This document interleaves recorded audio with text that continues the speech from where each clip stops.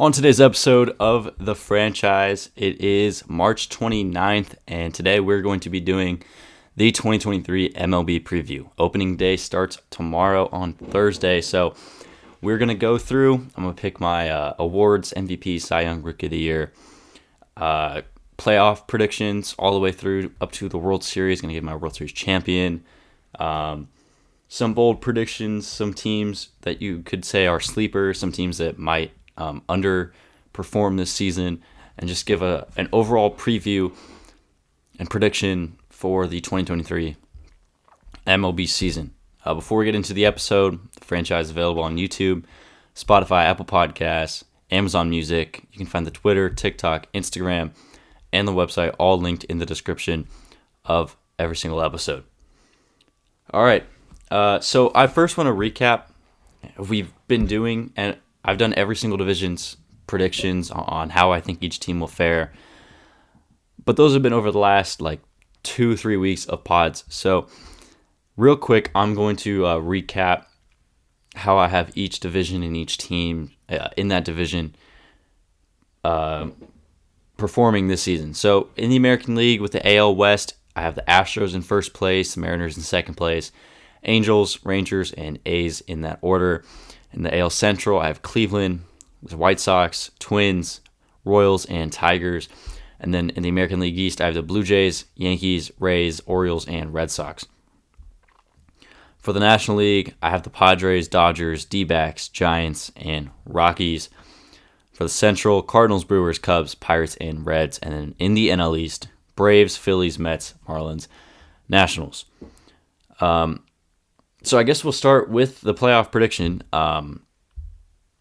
So the teams I have making the playoffs, the divisional winners, I have the Astros, Guardians, and Blue Jays winning the American League, each of their divisions. So my 3 wildcard teams are the Mariners, the Yankees, and I have the Angels making the postseason. Might be a bold take. I think they have a good enough roster this year to make a postseason run. For the National League, I have the Padres, Cardinals, and Braves winning their divisions. And my 3 wildcard teams are the Dodgers, Phillies, and Mets.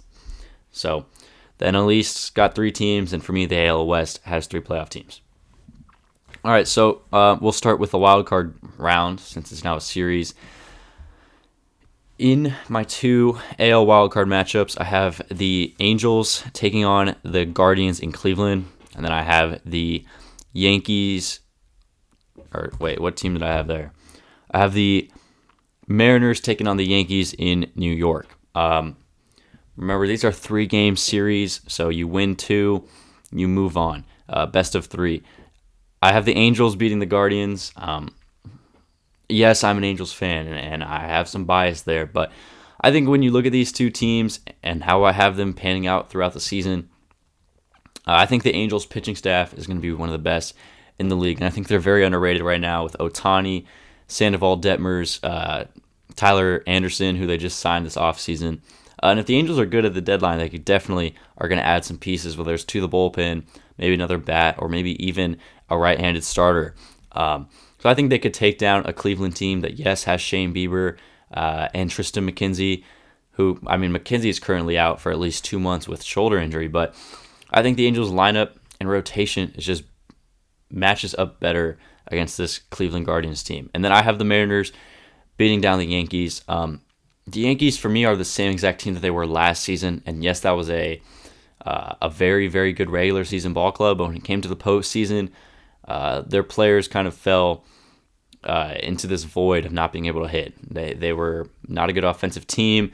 And then their starting pitching has had a lot of injuries already, and we're not even into the regular season. You have Frankie Montas out for the season, Rodon, Nestor Cortez, Luis Severino.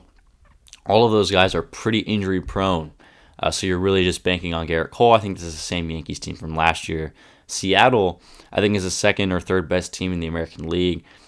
You're looking at Julio Rodriguez leading that team, who's one of the best young players in the league. I had him as the 18th best player in the game of baseball right now.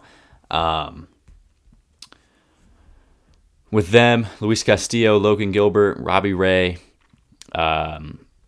George Kirby in that rotation. That's a very nice 1 through 4. All of those guys have superstar ace potential.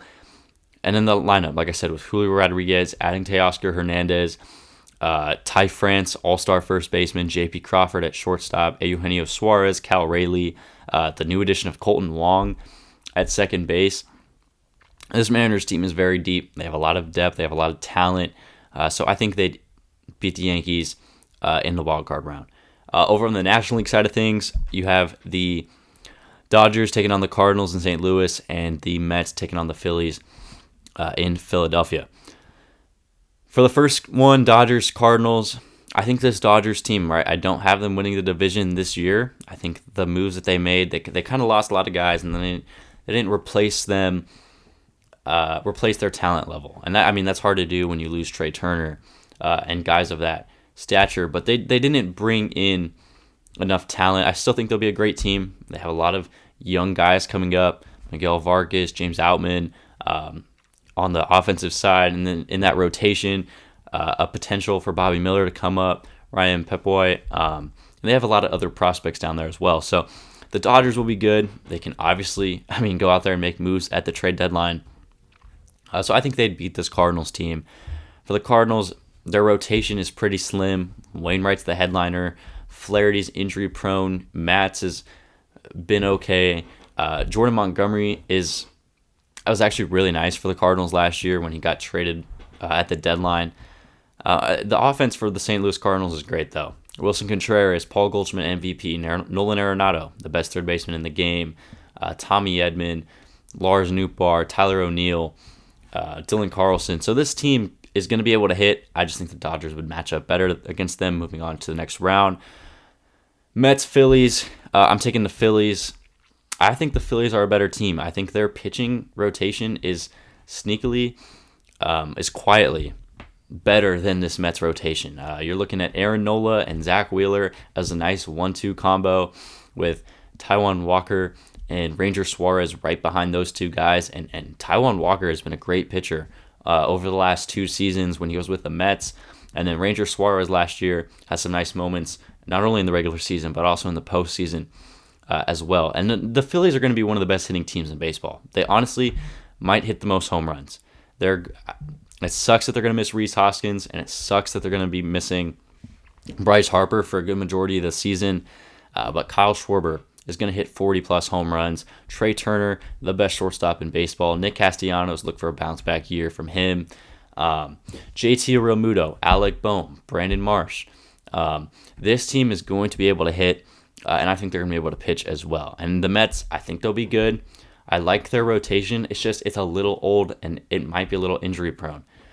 I don't really like Jose Quintana. I know he had a good season last year, but the previous years with the Angels, with his last few years with the Cubs and his stint with the Giants, he just wasn't a great pitcher. And then you're looking at Verlander and Scherzer at the top. I think those guys are fine. Those are locks to be great pitchers this season. But Kodai Senga is a question mark. How will he fare coming over from Japan? And then what was that bottom of the rotation look like? Carlos Carrasco is kind of a question mark. And then some of the other guys back there. How many innings and how many starts can you count those guys to give you this season? And the Mets lineup is great. I don't really have many complaints about this lineup. Whoever they put at that catcher position, whether it's Francisco Alvarez or Narvaez, they're going to do a great job. Pete Alonso at first base, dark horse MVP candidate in my opinion. Jeff McNeil, Francisco Lindor, whether it's Brett Beatty or Eduardo Escobar at third. And then the outfield too. Brandon Nimmo, Mark Canha, and Starling Marte. So this Mets team, they're going to be good. I just like the Phillies in that matchup. All right, divisional round. Astros, Angels, Blue Jays, Mariners, Braves, Dodgers, and Padres, Phillies. So starting with the Astros, Angels, I'm not going to have the Angels move on. I think the Astros are a way better team. As much as I'd love the Angels to go on a deep playoff run and win the World Series, and as much as, the roster might, could be able to do that if everything clicks, I am not going to go out on that bold of a prediction and say that they upset the reigning champion Astros, easily the best team in baseball in the postseason. The Astros, they have better pitching, they have better depth, and they just have more playoff experience. So I'd have them moving on to the ALCS. Blue Jays Mariners, a rematch of a series we saw last postseason. And this time, I'm going to give it to the Toronto Blue Jays. I think the Blue Jays have a really, really, really good roster. You'll see how far I have them going. It's pretty far. I love the additions they made, and I just love this team on both sides of the ball. With that rotation, I mean, Alek Manoah was a top 3 Cy Young candidate last season. He's the ace. And then you're looking at Kevin Gausman, Jose Barrios, potential for a bounce-back season. During his time in Toronto, has not really clicked. But if he can pitch like the pitcher he did in Minnesota, this rotation got a whole lot deeper. And then you also bring in Chris Bassett from the Mets this offseason, a really, really nice addition as well. And then this lineup, Alejandro Kirk, and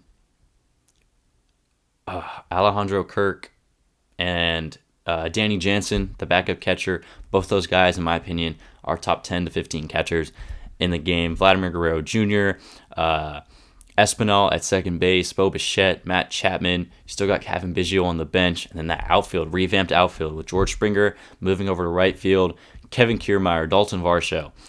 This team, Whit Merrifield as well. This team is really, really good on both sides of the ball. And I think they'd match up really, really nice against the Seattle team. I think this is a series that you could say goes the distance, goes all 5 games of the divisional round, and I'd give the edge to the Toronto Blue Jays. And then on the NL side of things, I think the Braves would beat the Dodgers. I think they're the best team in the National League. I love their pitching. I love their offense compared to the Dodgers team. That right now, on paper, their roster is kind of lacking at key positions offensively, and then also just some more starting pitching as well. And then Padres, Phillies. I have the Padres moving on. I kind of thought about changing it to the Phillies. The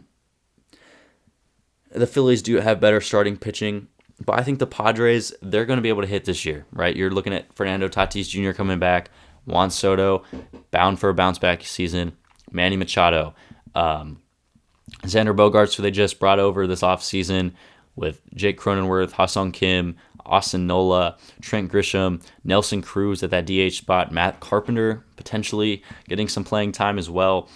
And then this rotation. Look, I think they're going to add someone at the deadline because the Padres are that type of team over the last 3-4 seasons that's shown their buyers. So I think with Joe Musgrove, Yu Darvish, and Blake Snell, you're looking at them adding another starter to lengthen this rotation when it comes to the postseason. And Josh Hader in the bullpen, I think he's one of the best closers in the game. So AL and NLCS, I have the Blue Jays, Astros, and Braves, Padres. So I have the Blue Jays advancing to the World Series. I think they are a better team than the Astros. Honestly, I really do. And I guess we'll see what happens, obviously, during these 162 games. I know the Astros are the reigning champions, but I think this Blue Jays team is going to take a massive step. I think all their young guys are going to take a big step.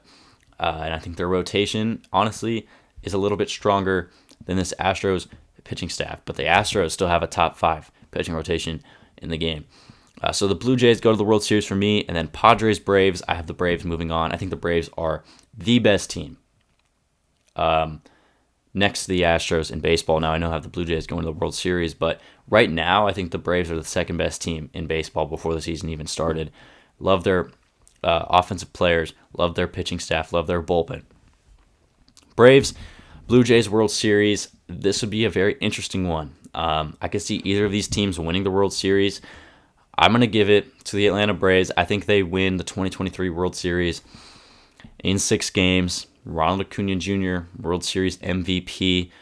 This Braves team is stacked. Sean Murphy, best, top 5 catcher in the game. Defensively, he's one of the best, if not the best. And offensively, he's right behind some of the other guys in terms of offensive production at that catcher position. Matt Olson, Ozzie Albies, Vaughn Grisham at that shortstop. We'll see what he can do this season filling for Dansby Swanson. Austin Riley, dark horse MVP candidate. Ronald Acuna Jr., Michael Harris II, Eddie Rosario, all in the outfield as well. And then this rotation. I love this pitching staff for the Atlanta Braves. Spencer Strider, for me, is their ace. I know Max Fried's, I think, getting the opening day start, but I think Spencer Strider has the potential to be the best pitcher in Major League Baseball. Max Fried, also right there. He's another one of the best left-handed pitchers in the game. Charlie Morton, out there, veteran. And then you're looking at the rest of this rotation with the potential of Ian Anderson coming back in here and pitching. Kyle Wright, who had 20 wins last season for the Braves. And then Mike Soroka. This guy hasn't pitched since 2019, dealt with a lot of injuries. If he's healthy this season, he's only 25 years old, he can make a big impact on this team. And then their bullpen as well, Raisel Iglesias as their closer. I love this Braves team. I think they're the favorites right now outside of the Astros to win the World Series, and I have them beating the Blue Jays in 6 games and winning the 2023 World Series. So that's my playoff bracket. That's my predictions. To have the Blue Jays losing to the Braves in 6 games. But let's get to the rest of this preview. So I'm going to do some awards now. I'll list off, some guys. I'm going to give a dark horse, a few dark horse guys that you could look out for and say he has a potential to win an award this season. And then I'll actually, give out my real pick, because the dark horses might not be my pick. Those are just some guys to keep an eye on. So we'll start with National League Cy Young. The favorite, Sandy Alcantara, reigning Cy Young winner, followed by Corbin Burns, Verlander, Scherzer, Strider, and Aaron Nola. But a dark horse guy that I think, some teams should really take a look at is Zach Gallen from the Arizona Diamondbacks. Right now, his odds on FanDuel are plus 1,100, on MGM plus 1,400, Caesars plus 1,400. I really like him to be a dark horse Cy Young candidate. Last season had a great year. One of the more underrated seasons. He had this streak, I think it was, of scoreless innings that was, I think it was in the 50s. He has a great mix of pitches. He's just a really good pitcher, and I think he's a guy that you could count on and really, he'd be a really nice dark horse. Not a lot of people are really betting him or talking about him to win a Cy Young this season. And then even more of a dark horse down here to win a Cy Young. Give me Dustin May, plus 6,000 from the Dodgers. Look, the Dodgers are going to be missing Walker Buehler this season. Their rotation is going to need a guy to step up. Obviously, they have Kershaw. They have Julio Urias, Noah Syndergaard, Tony Gonsolin. They have some prospects. I think Dustin May is bound to take a leap. He's now, 2 years removed from Tommy John surgery. So I think this is his time to really step up and prove that he can be like a frontline starter in the MLB. So those are my 2 dark horses. But if I was to pick who I actually think will go out there and win the Cy Young this season, I'm between 2 guys. I'm between Spencer Strider at plus 1,000 and Corbin Burns at plus 600. I think those are 2 of the guys in the National League, favorites-wise, that you can really bet on and say that they're bound to have a great season. Now, the dark horses are kind of in the air. I think both those guys that I mentioned, Gallen and Dustin May, will have good seasons, but they'd have to have really great seasons, over-exceeding expectations to go out there and win a Cy Young. Now, for the American League, favorites are DeGrom, Cole, Dylan Cease, Manoah, Ohtani, Rodon, McClanahan. But some dark horses for me, Tristan McKenzie, I had him like a month ago as a guy that I would bet on to win a Cy Young. But he's going to be missing about the first 2 months of the season with an injury. So I think you kind of have to scratch him off the list because he's probably just not going to be able to pitch enough innings to really be in the conversation. There's some really dark horses that I have. Some 2 that are not super, long shots. This is a guy that a lot of people have been betting. Christian Javier from the Astros. A lot of people have been betting him and picking him to win a Cy Young. He had a great season last year as a starter and as reliever. And then another guy, Framber Valdez, also of the Astros, one of the best ground ball pitchers in the game. And then 2 guys, their odds are very high, plus 10,000, plus 20,000. Patrick Sandoval and Reed Detmers of the Angels. both those guys, I think, are going to cement themselves as some of the best left-handed pitchers in the game. And I think Reed Detmers in particular, specifically, has the potential to be one of the best pitchers in the game. His fastball velocity since he's been drafted has gone up every single season. Last year he was sitting in like the between 93 and 95. He's sitting around 97 right now this spring on his fastball. And his curveball is very Clayton Kershaw-esque. A lot of vertical movement, and it's a very, very nice curveball for Reed Detmers. And Patrick Sandoval has one of the best swing and miss changeups in Major League Baseball. So those two guys are some really big long shots to win the Cy Young at plus 10,000, plus 20,000. But I like them as some, under the radar bets. But some favorites. If Ohtani, he pitched 160 innings last season. If Ohtani pitches 170 innings of baseball this season, and obviously he's good, he'll win the Cy Young. Verlander pitched 175 innings last season and won the American League Cy Young. So if Ohtani pitches 170 innings, and he, is the pitcher that he's been over the last 2 seasons, I think he easily wins the Cy Young.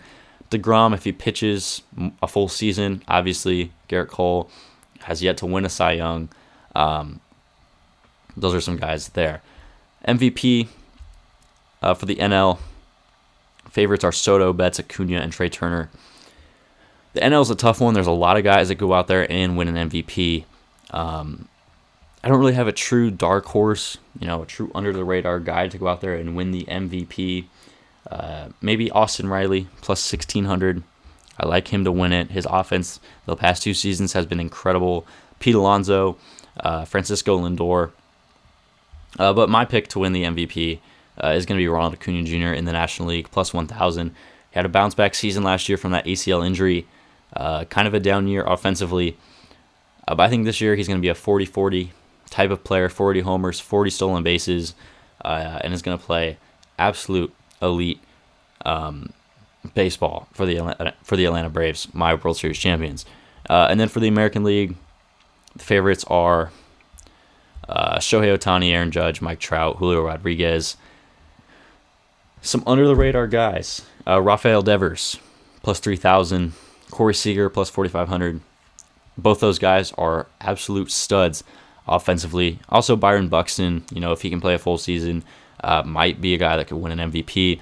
For me, I'm either picking Ohtani or Mike Trout to win the MVP. Julio Rodriguez is there as well. I think he's probably a year or 2 away from winning an MVP because right now he's playing against Shohei Ohtani. Everyone in the American League is fighting against Shohei Ohtani to win the award. But I also like Mike Trout too. Still the second best player in Major League Baseball. And then obviously I have the Atlanta Braves winning the World Series. They have the the 4th best odds right now, plus 750. The Yankees and Dodgers have better odds than the Atlanta Braves. Some teams outside of those, obviously the Blue Jays at plus 1,200 is a nice bet. The Mariners, 2,000. Cardinals, 2,000. Rays, 2,000. Angels, 4,000. That's a nice one right there. And then finally, Rookie of the Year. For the National League, I think it's Jordan Walker or Corbin Carroll from the Cardinals or Diamondbacks. Walker, we'll see how much playing time he gets. He's a third baseman, outfielder. He's probably going to get time at either the outfield spot or the DH position because Arenado's got third base locked up. And there's definitely some outfield positions up for grabs in St. Louis. And then Corbin Carroll is going to be playing every single day for the Diamondbacks. And then for the American League Rookie of the Year, I'm going to give it to Anthony Volpe, the shortstop for the Yankees. This guy's an absolute stud. He's going to be one of the best shortstops in the game in about 3 to 5 years, and he's going to win his Rookie of the Year this season. So that's my MLB preview for the 2023 MLB season. Those are my award picks. I gave you my playoff prediction. Real quick, some sleeper teams. I didn't have them making the playoffs, but these are teams that could definitely make some noise. Minnesota Twins made some additions. Pablo Lopez, Joey Gallo, Byron Buxton, Carlos Correa. The Chicago White Sox, supposed to be good last season. They kind of fell apart. I still like their rotation. I still think they have a pretty solid team. The Milwaukee Brewers have one of the best 1-2 pitching rotations in baseball, even the best 1 through 3. It's just a matter of how will their offense play this season. And then the Arizona Diamondbacks. I think they are going to be one of the better teams in the league this season, and one of the teams that's going to fly under the radar for a good portion of this season. So, yeah, that's the 2023 MLB Preview, World Series prediction, playoff prediction, MVP, Cy Young, Rookie of the Year. We will be back tomorrow with another episode of the franchise. MLB Opening Day starts tomorrow as well. YouTube, Spotify, Apple Podcasts, Amazon Music. Franchise available. See y'all later.